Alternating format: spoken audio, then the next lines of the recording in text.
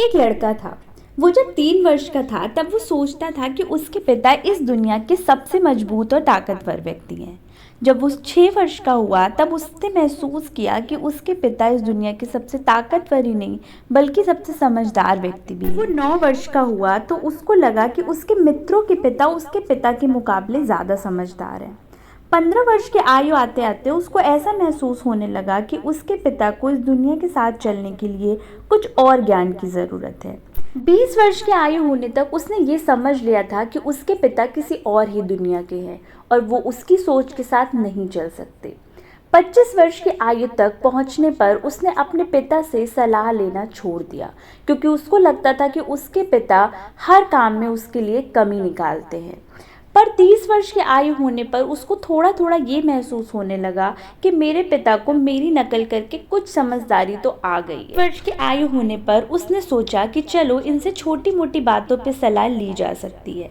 पर 40 वर्ष की आयु होने पर उसने महसूस किया कि कुछ ज़रूरी मामलों में भी पिताजी से सलाह की जा सकती है। और जैसे ही उसने अपनी उम्र के 50 वर्ष को पार किया उसने ये फैसला किया कि मुझे अपने पिताजी की सलाह के बिना कोई भी काम नहीं करना चाहिए क्योंकि उसे ये ज्ञान हो चुका था कि उसके पिता दुनिया के सबसे समझदार और अनुभवी व्यक्ति हैं। पर इससे पहले कि वो अपने फैसले पर अमल कर पाता उसके पिता इस संसार को हमेशा के लिए अलविदा कह गए और वो अपने पिता की सलाह और तजुर्बे से वंचित रह गया।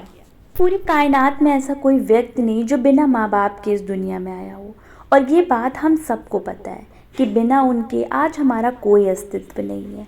फिर भी हम जमाने की भाग दौड़ और चकाचौंध में इतने खो गए हैं कि अपने पिता की छवि हमें धूमिल लगने लगी है। जिस पिता ने हमें दुनिया का सारा ज्ञान दिया और अपने खून पसीने की कमाई खर्च करके बड़े बड़े स्कूल कॉलेजों में अर्जित करने को भेजा और आज हमारी नज़रों में उस पिता को तो कोई ज्ञान ही नहीं है।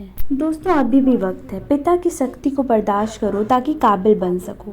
पिता की बातें गौर से सुनो ताकि दूसरों की न सुननी पड़े। ऊंचा मत बोलो वरना भगवान तुमको नीचा गिरा देगा।